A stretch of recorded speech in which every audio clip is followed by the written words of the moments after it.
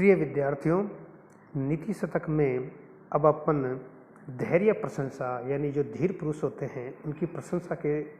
संबंधित अपन श्लोक पढ़ रहे हैं। तो देखिए, श्लोक है रत्नैर्महाब्देश स्तुतुर्षु न देवा नैबे जिरे भीम विषेण भीतिम सुदां विना न प्रययुर्विरामं न निश्चितार्थाद् विरमति धीरा। तो देखिए,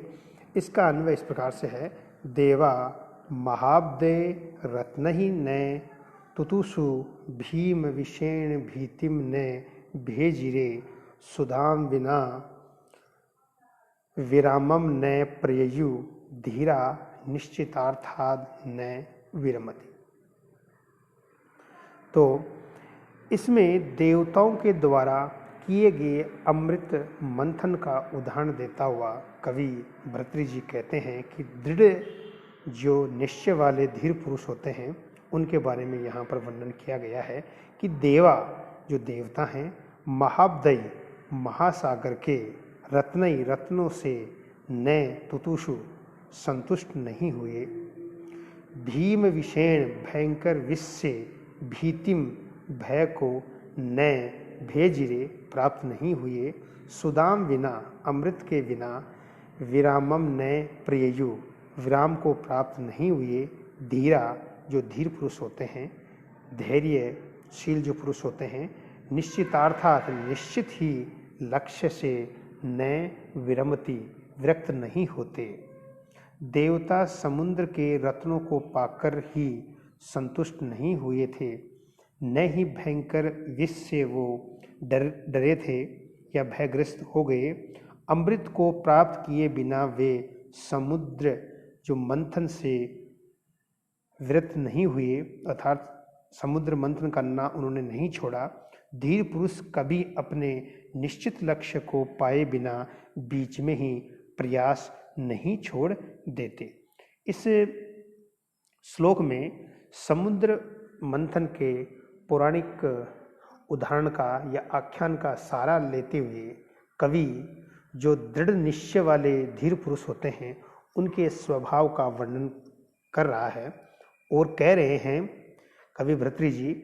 अमृत पाने के उद्देश्य से कि अमृत हमें चाहिए, इस उद्देश्य से समुद्र मंथन करने वाले देवता बहुमूल्य रत्न पाकर ही संतुष्ट नहीं हो गए और न ही भयंकर विष को देखकर वो डर गए थे, भयग्रस्त हुए थे। लोभ या भय से उन्हें अपने लक्ष्य से नहीं डिगा सका। इसमें यह बताया गया है कि जब समुद्र मंथन किया गया था तो देवताओं को बहुत सारे अमूल्य रत्न मिल गए थे, तो उस लोभ से या विष भी निकला था समुद्र मंथन के दौरान, तो विष के डर से यानी लोभ और भय के डर से उन्होंने अपना लक्ष्य नहीं छोड़ा।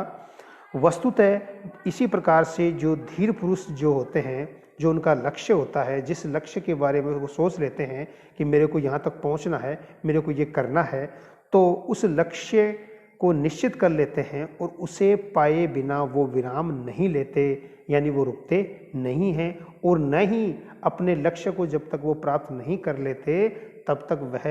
बीच में ही अपने लक्ष्य को नहीं छोड़ते किसी भी लोभ या भय के डर से, अर्थात वे अपने लक्ष्य को पाकर ही मानते हैं।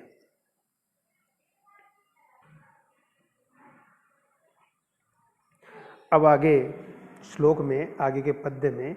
भर्तृहरि जी बताते हैं, प्रारभ्यते न खलु विघ्न भयेन निश्चय प्रारभ्य विघ्न विहिता विरमति मध्या विघ्नै पुनः पुनरपि प्रतिहन्यमाना प्रारब्धमोत्तम जनान परित्यज्यन्ति। तो देखिए, इसका अन्वय इस प्रकार से है, निश्चय विघ्न भयेन न प्रारभ्यते खलु मध्या प्रारभ्य विघ्न विहिता विरमति उत्तम जना विघ्नै पुनः पुनः अपि प्रतिहन्यमाना प्रारब्धम न परित्यज्यन्ति। इस पद्य में, इस श्लोक में दृढ़ जो निश्चय वाले धीर पुरुष होते हैं उनका वर्णन करते हुए कवि कह रहे हैं कि निश्चय तुच्छ लोगों के द्वारा विघ्न भयेन विघ्नों के भय से न प्रारभ्यते खलु, कार्य प्रारंभ ही नहीं किया जाता। मध्यम श्रेणी के लोग प्रारब्ध शुरू करके विघ्न विहिता, विघ्नों के शिकार होकर विरमति प्रयास से रुक जाते हैं। उत्तम जना श्रेष्ठ लोग विघ्नों से पुनः पुनः अपि बार बार प्रतिहन्यमाना आहत हुए भी प्रारब्धम शुरू किए हुए कार्य को न परित्यजन्ति, नहीं छोड़ते। इसका अनुवाद इस प्रकार से है कि कुछ लोग तो विघ्नों के भय से ही कार्य को शुरू नहीं करते, यानी प्रारंभ नहीं करते, और मध्यम श्रेणी के जो मध्यम बीच की श्रेणी कोटि के जो लोग होते हैं वो प्रारंभ करके कार्य को प्रारंभ तो कर देते हैं, लेकिन बीच में विघ्न आ जाने पर उसको बीच में ही छोड़ देते हैं। किंतु जो उत्तम श्रेणी के उत्तम कोटि के जो लोग होते हैं विघ्नों के बार बार आने पर भी अपने प्रारंभ किए हुए कार्य को बीच में नहीं छोड़ते। तो कहने का मतलब क्या है कि इस संसार में सभी लोग दृढ़ निश्चयी नहीं होते। स्वभाव के भेद से मनुष्य को अपन तीन श्रेणियों में, तीन कोटियों में बांट सकते हैं कि इस तीनों श्रेणियों को भर्तृजी कवि ने निम्न कोटि, मध्यम कोटि और उच्च कोटि तीन श्रेणियों में रखा है। निम्न कोटि के व्यक्ति तो क्या होते हैं कि मैं कोई कार्य करूंगा तो इस प्रकार की विपत्ति आएगी, कोई विघ्न आएगा, तो वो कार्य प्रारंभ करते नहीं है, उसमें एक्सक्यूज देते रहते हैं। मध्यम कोटि के जो लोग होते हैं वो कार्य प्रारंभ तो कर देते हैं, लेकिन किसी प्रकार की कोई भी प्रॉब्लम या मुसीबत आ जाने पर उस कार्य को वहीं पर ही वो बीच में ही छोड़ देते हैं। लेकिन जो उत्तम कोटि के श्रेणी के लोग होते हैं वो एक बार दृढ़ निश्चय कर लेने पर उन्होंने यदि कार्य प्रारंभ कर दिया तो बिना किसी भय के, बिना किसी प्रॉब्लम के उस कार्य को, उस लक्ष्य को जब तक वो प्राप्त नहीं कर लेते तब तक उस कार्य को बीच में नहीं छोड़ते। कहने का मतलब वो अपने लक्ष्य तक पहुंचकर ही विराम लेते हैं। धीर पुरुष के स्वभाव का वर्णन करते हुए आगे के श्लोक में कवि भर्तृजी कहते हैं, कांता कटास विशिका नन्वन्ति यस्य चित्तम न निर्दहति कोप कृशानुताप कृशन्ति भूरि विषयास्न लोभ पाशा लोकत्रयं जयति कृष्णमिदं सदीर। इस श्लोक में इसका अनुवाद अपन इस प्रकार से देखते हैं, यस्य चित्तम कांता कटाक्ष विशिका न लुनन्ति कोप कृशानुताप न निर्दहति भूरि विषया लोभ पाशाश्च न कृशन्ति स धीर इदं कृतसन्नम लोकत्रयम जयति। यस्य जिस धीर पुरुष के चित्तम, चित्त को, मन को, कांता कटाक्ष विशिका, कांता के कटाक्ष रूपी बाण न लुनती नहीं बींधते, यदि अर्थात मोहित नहीं करते, कोप कृशानुताप क्रोध रूपी जो अग्नि का ताप है, न निर्दहती नहीं जलाता, भूरी विषया सांसारिक विषय, लोभ पाशास्य ओ लोभ रूपी पास न कृशन्ति नहीं खींचते, स धीर वह धीर पुरुष इदम कृतसन्नम इस संपूर्ण लोकत्रयम त्रिभुवन को जयति जीत लेता है। अब देखो, जिस धीर पुरुष के हृदय को नारी के कटाक्ष रूपी बाण आहत नहीं करते, अग्नि रूपी, क्रोध रूपी अग्नि का ताप उन्हें नहीं जलाता और अनेक विषय तथा लोभ रूपी पास नहीं खींचते, वह धीर पुरुष इस संपूर्ण त्रिभुवन को जीत लेता है। सामान्य व्यक्ति काम, क्रोध और लोभ आदि विकारों का शिकार बन जाता है, अतः वह अपने लक्ष्य से भटक जाता है। जिस व्यक्ति के हृदय को कामिनी के कटाक्ष रूपी बाण भी बींध नहीं पाते, विदीर्ण नहीं कर पाते, जो कभी अग्नि से उत्तेजित नहीं होता, यानी क्रोध रूपी अग्नि से उत्तेजित नहीं होता, भौतिक जो विषय होते हैं, लोभ पासों से जो नहीं बनता, उस धीर पुरुष के लिए कोई भी कार्य दुष्कर नहीं होता। काम क्रोधादि विकारों को, इनको यदि वह जीत लेता है तो यूँ मानो कि वह व्यक्ति त्रिभुवन को ही जीत लेता है। अब आगे कहते हैं, निन्दन्तु नितिनिपुणा यदि वा स्तुवन्तु लक्ष्मी समाविस्तु गच्छतु वा यथेष्टम् अद्यैव वा मरणमस्तु युगान्तरे वा न्यायात् पथः प्रविचलन्ति पदं न धीराः। अब देखो,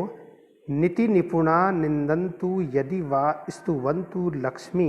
समाविस्तु वा यथेष्टं गच्छतु अद्य एव वा मरणम् अस्तु युगान्तरे वा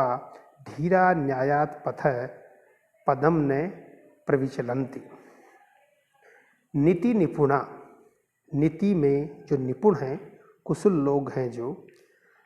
निंदन्तु निंदा करें, यदि वा स्तुवन्तु अथवा स्तुति करें, पूजा करें, लक्ष्मी संपत्ति समाविस्तु आए, वा यथेष्टम गच्छतु या इच्छानुसार कहीं चली जाए, अद्यैव वा आज ही मरणमस्तु मृत्यु हो जाए, युगांतरे वा अथवा युगांतर में धीरा धीर पुरुष न्यायात पथ न्याय के पथ से मार्ग से पदम एक कदम भी न विचलंती विचलित नहीं होते। चाहे नीति कुशल लोग निंदा करें अथवा प्रशंसा करें, चाहे लक्ष्मी प्राप्त हो अथवा स्वेच्छा अनुसार कहीं चली जाए, आज ही मृत्यु हो जाए या युगांतर में हो, किंतु जो धीर व्यक्ति होता है न्याय के मार्ग से एक कदम भी विचलित नहीं होता। इस श्लोक में धीर पुरुषों की दृढ़ता का वर्णन करते हुए कवि कहते हैं कि निंदा या स्तुति, हानि या लाभ, मृत्यु का भय उन्हें अपने मार्ग से नहीं हटा सकता। चाहे नीति विशेषज्ञ निंदा करें या प्रशंसा करें, धीर पुरुषों का इस पर कोई प्रभाव नहीं पड़ता। इसी प्रकार लक्ष्मी की प्राप्ति हो या निर्धनता उन्हें अपने लक्ष्य से नहीं हटा सकती, यानी डिगा नहीं सकती। चाहे आज ही मृत्यु हो या दीर्घ काल में मृत्यु हो, धीर पुरुष इसकी परवाह नहीं करते। वे सदैव न्याय के मार्ग पर ही चलते हैं, न्याय के मार्ग का ही अनुसरण करते हैं।